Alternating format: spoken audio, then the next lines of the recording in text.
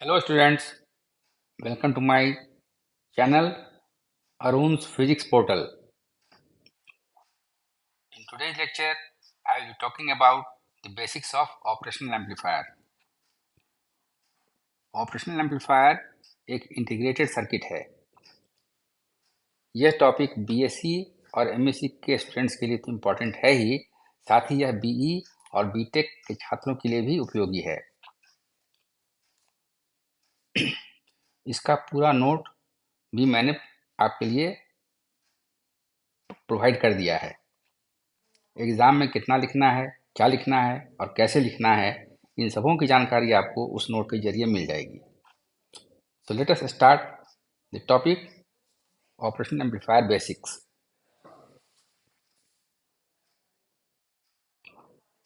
Operational amplifier एक high gain वाला differential input amplifier है। इसको हम शॉर्ट में ओपेम या ओए भी लिखते हैं। जैसा आप देख रहे हैं, ये दो शब्दों के मिलने से बना है।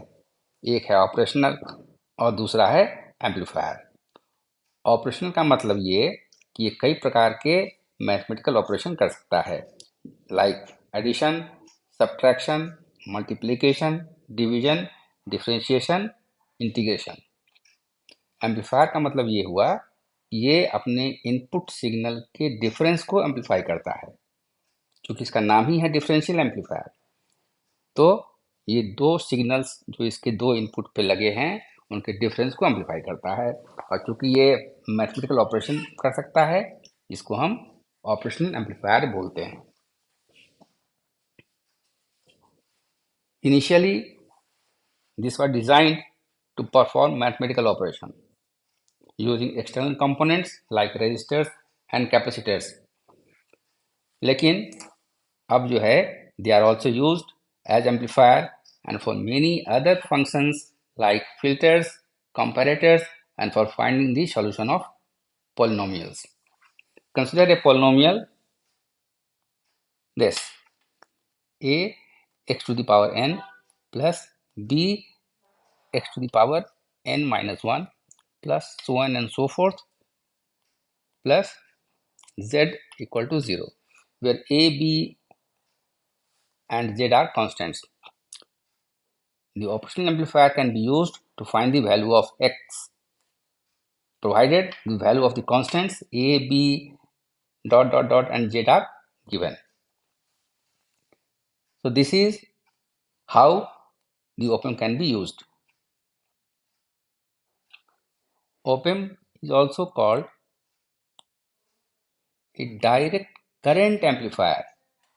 जो एम्पलीफायर आपने पढ़ा है बीएससी में या पढ़ेंगे आप अभी, वो सभी आरसी कपल्ड एम्पलीफायर हैं जो सिग्नल्स को एम्पलीफाई करते हैं। सिग्नल मतलब उसमें मैग्नीट्यूड भी है, उसकी फ्रीक्वेंसी भी है, लेकिन ये डायरेक्ट करंट एम्पलीफायर इसलिए बोलते हैं इसको क्योंकि ये ऐसे सिग्नल्स को भी एम्पलीफाई करता है जिनकी फ्रीक्वेंसी जीरो के बहुत करीब है। So this is as good as zero, so this is also known as direct current amplifier. This is also referred to as a direct coupled amplifier. जो एम्पलीफायर आप पढ़े हैं आरसी कपल्ड एम्पलीफायर, उसमें एक स्टेज से दूसरे stage को connect करने के लिए आर और सी का यूज हम करते हैं। The frequency response curve of an RC coupled amplifier is something like this. ये देखिए एक्स एक्सिस है, इधर हम फ्रीक्वेंसी खींचते हैं, ये वाई एक्सिस है, इधर हम गेन खींचते हैं। And the curve, the frequency response curve which gives you the variation of gain with frequency is something like this.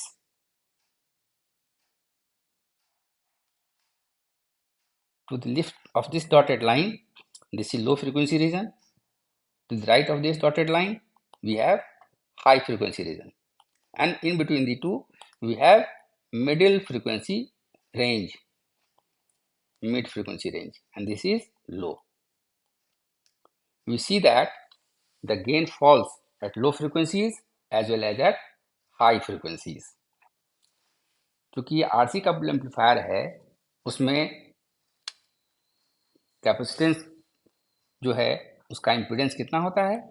The impedance of a capacitor is XC is equal to 1 upon omega C. If omega is less, then XC will be high. Impedance ज़्यादा है और impedance ज़्यादा होने के कारण ज़्यादा potential जो है वो कैपेसिटर के क्रॉस में कंज्यूम हो जाता है, तो कुछ ही पार्ट उसका आगे के स्टेज को मिलता है, इसलिए गेन का मान लो फ्रीक्वेंसी में घटता है। हायर फ्रीक्वेंसी साइड में द पैरासिटिक कैपेसिटर्स जो बीजेटी के जंक्शन पर होते हैं वो एक्टिव होते हैं और गेन को फिर कम करना शुरू करते हैं। तो this is all about the RC coupled amplifier. Gain उसका क्यों घटता है हाई फ्रीक्वेंसी पर और लो फ्रीक्वेंसी पर। इसके opposite to this we have the frequency response curve of an op amp. उसका फ्रीक्वेंसी रिस्पॉन्स कर्व ऐसा होता है, the gain remains constant up to a certain frequency and then at a very high frequency the gain starts falling off। जो कि यहाँ RC coupling नहीं है amplifier में, इसलिए लो फ्रीक्वेंसी रेंज में इसका भी मान बिल्कुल कांस्टेंट है। हाई फ्रीक्वेंसी में the gain starts falling because the parasitic capacitances becomes active. तो ये डिफरेंस है, इसी के लिए इसको हम बोलते हैं direct coupled amplifier. Coupling direct है विदाउट एनी कैपेसिटर। ओके,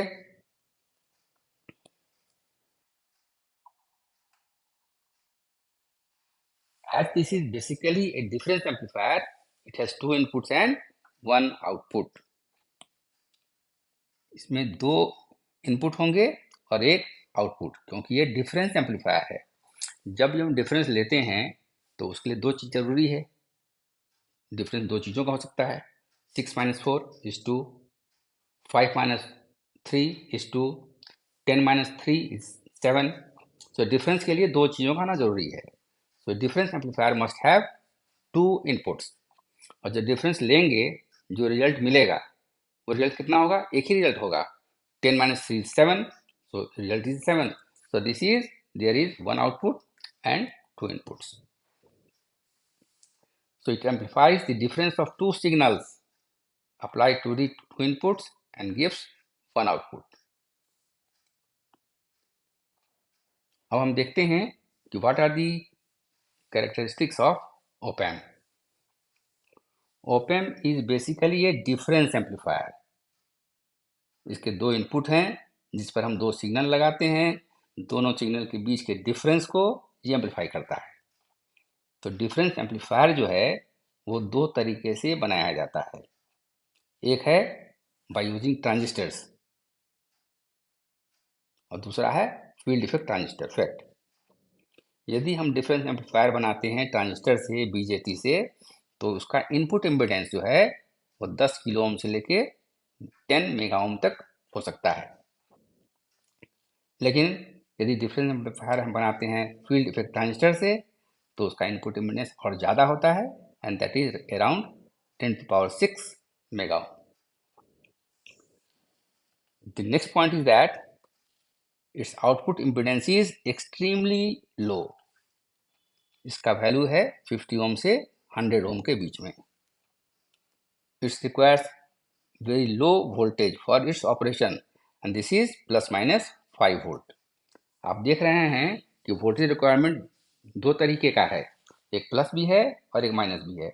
ऐसा इसलिए है कि जो डिफरेंस एम्पलीफायर हम बनाते हैं, जो ओपेम है, उसमें एनपीएन और पीएनपी दोनों तरह के ट्रांजिस्टर का उपयोग होता है। Both of them are used in designing the op amp, और दोनों के बायसिंग के लिए, प्रॉपर बायसिंग के लिए दो तरह के पोटेंशियल जरूरी हैं। इसलिए इसमें दो तरह के पोटेंशियल लगते हैं, प्लस भी और माइनस भी। इसका पावर कंजम्पशन जो है तो बहुत ही लो है। कितना है? It is less than 100 milliwatt. It's gain is very high, about 2 lakh। It has a small size and it has low cost। So these are the main characteristics of an op-amp। Now see what is the symbol of an IC op-amp. जो amplifier है उसका symbol हम दिखाते हैं इस तरीके से। देखिए, एम्पलीफायर है, एक इनपुट है, एक उसका आउटपुट है। ये इनपुट है और ये यहाँ इसका आउटपुट है। अगर इस ट्रायंगल के अंदर हम लिखते हैं इंटू 4 इंटू 5, इसका मतलब ये एम्पलीफायर है जिसका गेन 5 है। यदि हम लिखते हैं इसके अंदर मल्टीप्लाइड बाई इंटू 10, इसका मतलब इसका गेन 10 है। इसका मतलब V नॉट कितना होगा? 10 टाइम्स VI। चूंकि ऑप-एम्प बेसिकली एक डिफरेंस एम्पलीफायर है, इसमें दो इनपुट्स होंगे, दो इनपुट हैं, इसलिए वहां पर आप देखिए ये इस तरीके का है, दो इनपुट है और एक आउटपुट है। दो इनपुट में एक जगह साइन लगा हुआ है प्लस का और एक जगह साइन है माइनस का। जहाँ प्लस साइन है इसको हम बोलते हैं नॉन इन्वर्टिंग इनपुट, जहाँ साइन नेगेटिव है उसको हम बोलते हैं इन्वर्टिंग इनपुट, और एक आपका आउटपुट है। ओके, दो सप्लाई वोल्टेज हैं, एक पॉजिटिव और एक नेगेटिव। यहाँ हम इसको दिखा रहे हैं प्लस V से और ये माइनस V से। लेकिन एग्जाम में या बहुत जगह उपयोग में हम इन दोनों पोटेंशियल को नहीं दिखाते हैं फिगर में, सिर्फ दिखाते हैं क्या? सिर्फ दिखाएंगे दो इनपुट है और एक आउटपुट है। Okay, so this is all about the symbol of this. अब सवाल ये है कि हम नॉन इन्वर्टिंग इनपुट क्यों बोलते हैं। तो देखिए, ये हमारा ओप-एम्प हुआ, एक इन्वर्टिंग है इनपुट और एक इनपुट हमारा नॉन इन्वर्टिंग है, ये हमारा आउटपुट है। मान लीजिए कि हमने इसको कर दिया ग्राउंड और यहाँ पोटेंशियल दे रहे हैं V1 एंड दिस इज 0। तो यहाँ जो आउटपुट मिलेगा ये कितना होगा? This is V nought is defined as A times V1 minus V2। क्योंकि V2 हमारा 0 हो गया इसलिए V nought will be equal to A V1। अब देखिए यहाँ पर यदि V1 पॉजिटिव है तो V नॉट भी पॉजिटिव होगा, यदि V1 नेगेटिव है तो V नॉट भी नेगेटिव होगा। That means V nought and V1 are in the same phase. एक पॉजिटिव है तो दूसरा ही पॉजिटिव होगा और एक नेगेटिव है तो दूसरा भी नेगेटिव होगा। इसको ऐसे समझते हैं। देखिए, ये जो है यहाँ ये इनपुट हमारा है, ये ग्राउंड हो गया। यहाँ पर यहाँ हम सिग्नल दे रहे हैं V1 और ये सिग्नल कैसा है? ये आपका साइनसॉइडल सिग्नल है, साइन वेव। आउटपुट में जो है, आउटपुट जो मिलेगा वो कुछ इस तरीके का मिलेगा, amplified and in the same phase. देखिए इस तरीके का मिलेगा। So there is no phase difference between this two. Phase difference कितना है इनमें? 0 डिग्री का। ओके, फेज डिफरेंस इनमें 0 डिग्री का है, इसलिए चूंकि फेज नहीं बदलता है, फेज इन्वर्ट नहीं होता है, इसको हम बोलते हैं नॉन इन्वर्टिंग इनपुट। इस इनपुट में जो भी आप सिग्नल देंगे वो उसी फेज में एम्पलीफाइड होके आपको आउटपुट में मिलेगा। दूसरा टर्मिनल जो है उसको हम बोलते हैं इन्वर्टिंग इनपुट। क्यों बोलते हैं उसमें देखिए, we have here V nought is A times V1 minus V2। देखिए, अब हम V1 को ग्राउंड करते हैं, प्लस माइनस V1 को ग्राउंड कर दिया। सो this is V1 is 0 and this is your V2. So V naught will be simply minus A times V2. Okay, अब देखिए यहाँ पर यदि V2 पॉजिटिव है तो V नॉट नेगेटिव होगा because of negative sign. The negative sign shows a phase reversal between input and output. So if V2 is positive, V naught will be negative, and if V2 is negative, V naught will be positive. So both are not in phase, both are in opposite phase. So when the input is applied at the inverting input,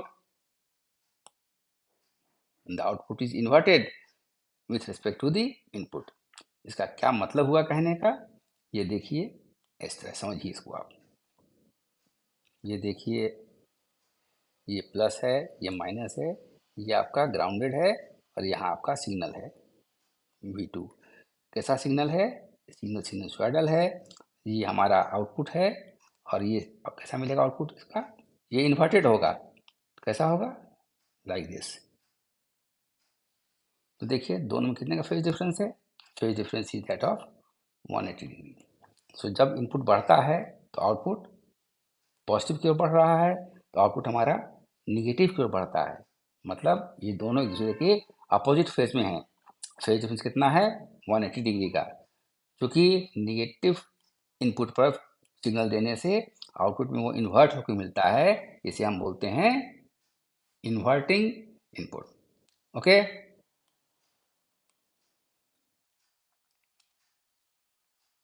अब आइए pin connection देखिए IC741, जो हमारा operational amplifier है। इसमें देखिए 8 pin हैं, 1 2 3 4 5 6 7 8। इसमें एक पिन पर कोई कनेक्शन नहीं है, वो पिन नंबर 8 है। ये यहाँ दिया गया है सिंपली फॉर सिमेट्री, सिमेट्री के लिए ही ये पिन दिया गया है। दूसरा पिन जो है ये इन्वर्टिंग इनपुट का है। यहाँ जो भी सिग्नल देंगे हम वो इन्वर्ट होकर मिलेगा आउटपुट पर। क्या नंबर है आउटपुट का, 6। Output is taken from the pin 6। Pin number 3 जो है वो नॉन इन्वर्टिंग इनपुट है। थर्ड पिन पर जो हम सिग्नल देंगे वो बिना इन्वर्ट हुए उसी फेज में मिलेगा आउटपुट में, पिन नंबर 6 पर। जो नेगेटिव पोटेंशियल लगाते हैं ओपन पर, नेगेटिव वो देते हैं पिन नंबर 4 पर, और पॉजिटिव देते हैं पिन नंबर 7 पर। पिन नंबर 1 और पिन नंबर 5 ये ऑफसेट नल के लिए पॉइंट के लिए पिन दिए गए हैं। क्या मतलब इनका होना ये चाहिए, क्योंकि ये डिफरेंस एम्पलीफायर है, तो यदि दोनों इन्वर्टिंग और नॉन इन्वर्टिंग दोनों पर यदि इक्वल पोटेंशियल हो तो ये डिफरेंस कितना हो गया, difference is 0, and therefore V0 will be A times VD and this should be 0।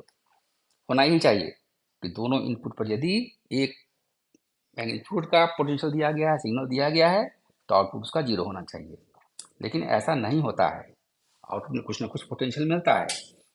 तो जब दोनों इनपुट पर एक पोटेंशियल लगे हों तो आउटपुट को 0 करने के लिए कुछ बाहर से पोटेंशियल देना पड़ता है, and that is your offset null point. इस पॉइंट पर पोटेंशियल देके हम इसको सेट करते हैं कि जब दोनों इनपुट हमारे इक्वल हों तो आउटपुट 0 हो जाए। Okay, so out of 8 pins, one has no connection and there are 4 inputs, one inverting input, other non-inverting input, one negative supply, one positive supply, one is output, and 2 are offset null। Clear?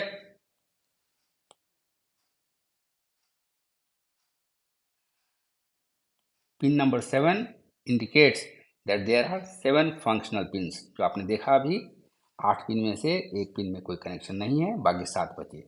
सातों pin पर कोई ना कोई connection है। The number 4 in 741 indicates that there are 4 inputs, one inverting input, one non-inverting input, and 2 power supplies, one positive and one negative। And the last number 1 in 741 indicates that there is only one output।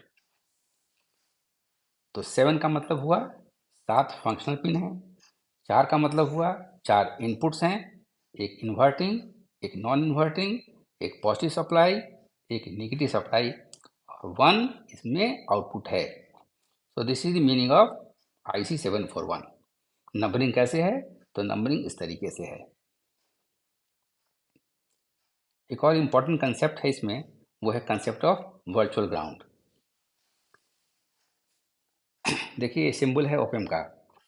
Inverting पर लगाया गया है potential V1 और non inverting पर potential है V1 और inverting पर potential है V2, आउटपुट है V0। यहाँ हमने सप्लाई पोटेंशियल को इसमें नहीं दिखाया है। मोस्टली हम यही करते हैं, बुक्स में भी या क्लासेस में भी या नोट्स में भी इसको हम नहीं दिखाते हैं।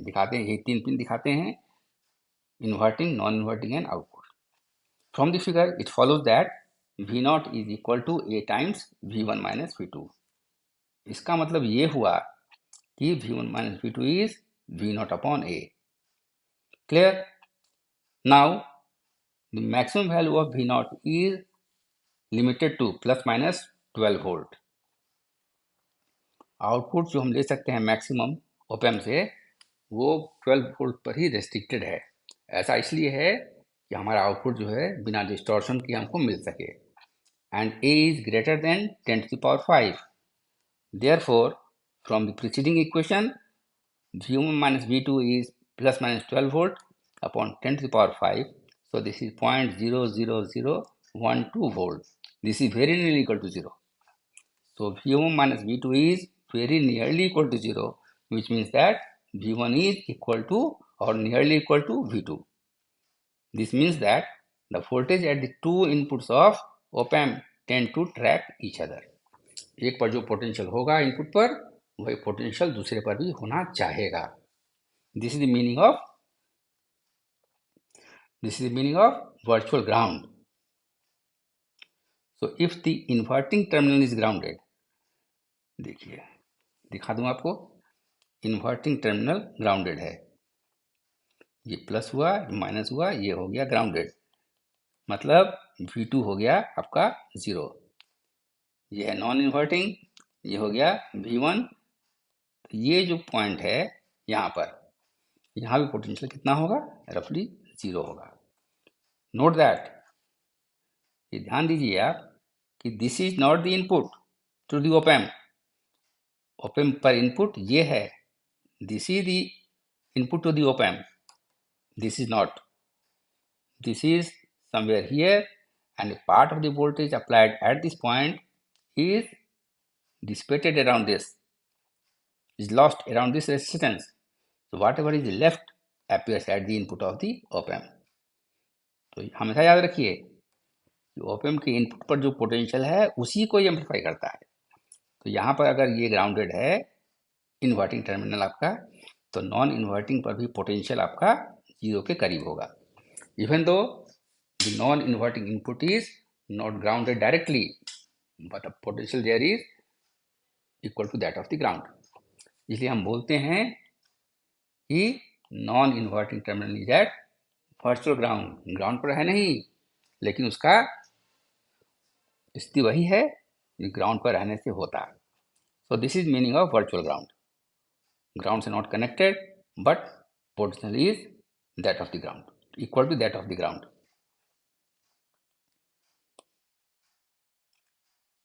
Similarly, if the non-inverting terminal is grounded, non-inverting को हम ग्राउंड कर दें, तो देखिए ये नॉन इन्वर्टिंग है, इसको हमने ग्राउंड कर दिया, मतलब V1 हो गया 0 और ये हमारा है V2। तो यहाँ का जो पोटेंशियल होगा, इस पॉइंट का पोटेंशियल, ये भी कितना होगा, this will also be equal to 0। This potential is nearly equal to 0। So both the inputs of the op-amp are at the same potential. So even though the inverting input is not at connected to ground, it is at virtual ground, because the potential at this input is nearly equal to 0, equal to that of the potential of the non-inverting input।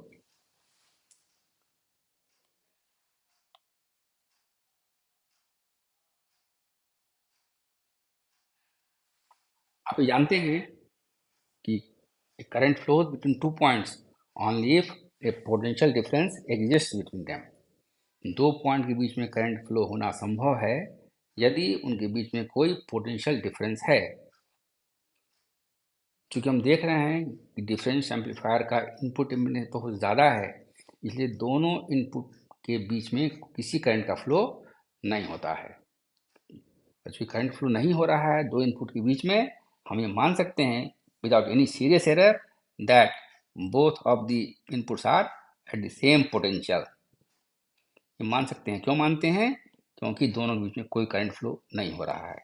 Current flow होने के लिए potential difference का होना जरूरी है दोनों point के बीच में। दूसरे तरीके से हम क्या बोल सकते हैं कि two inputs of the op amp are short circuited. Short circuit किसको बोलते हैं? जब दो पॉइंट के बीच में कोई करंट का फ्लो नहीं हो, डायरेक्टली दोनों कनेक्टेड हो जाएं।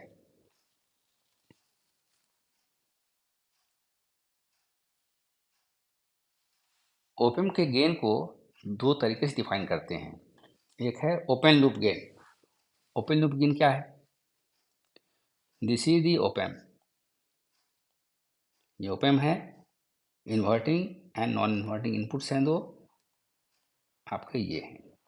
आप यहाँ देख रहे हैं कि आउटपुट से इनपुट में कोई फीडबैक नहीं है या कोई कनेक्शन नहीं है इनपुट आउटपुट के बीच में। इस स्थिति में जो गेन है इसका, ऑप एम्प का, इसको हम बोलते हैं open loop gain. Loop is open, there is no connection between input and output, therefore the gain in this case is known as open loop gain। तो V नॉट कितना होगा? V नॉट होगा A times V1 minus V2। there is no connection, so this is known as open loop। loop is open। तो इसका value जो है, it's value varies from 10 to the power 5 to 10 to the power 6 and it is generally represented by letter A। ठीक है, तो open loop किसको बोलते हैं? जब ऑप एम्प के इनपुट आउटपुट में किसी प्रकार का कोई फीडबैक नहीं है, कोई कनेक्शन नहीं है, तो जो गेन होगा उसे हम बोलेंगे ओपन लूप गेन। दूसरा गेन जो हम डिफाइन करते हैं वो है क्लोज्ड लूप गेन। वो क्या है? सी हियर, ये देखिए, ये ऑप एम्प हुआ, नेगेटिव पॉजिटिव मान लीजिए ग्राउंड कर दिया हमने इसको। यहाँ पर ये रेजिस्टेंस है, ये देखिए दूसरा रेजिस्टेंस यहाँ है, ये देखिए आउटपुट आपका है। So this is R1 resistance, this is R2 and this is input here। तो ये जो आउटपुट होगा यहाँ पर, ये गेन जो है इस स्थिति में जब फीडबैक लगा हुआ है, आप देख रहे हैं फीडबैक है सर्किट में, इस समय जो गेन होगा वो डिपेंड करेगा R2 और R1 के वैल्यू पर। This will depend upon the value of R1 and R2। The loop is closed, there is connection between input and output, so the loop is closed, so this is known as closed loop gain। इसको हम generally दिखाते किससे हैं? इसका symbol है generally AV और इसका value depend करता है किस पर? Values of the feedback elements used. यहाँ दो फीडबैक एलिमेंट हैं R1 और R2, तो इसका गेन जो होगा R1 और R2 के वैल्यू पर डिपेंड करेगा। तो दो तरह का गेन हो सकता है ऑप एम्प का, ओपन लूप गेन और close loop gain. Open loop क्या हुआ? जब कोई फीडबैक नहीं है इनपुट और आउटपुट के बीच में, तो जो गेन होगा वो हुआ ओपन लूप गेन, और जब फीडबैक है तब जो गेन होगा वो हुआ close loop gain. Close loop gain के केस में जो गेन होगा वो डिपेंड करेगा फीडबैक एलिमेंट्स के वैल्यूज पर। सो this is all about the basics of operational amplifier. I assume that you like this lecture। यदि आपको ये लेक्चर पसंद आया हो, अच्छी लगी हो, तो इसे लाइक करें और मेरे चैनल को सब्सक्राइब करें।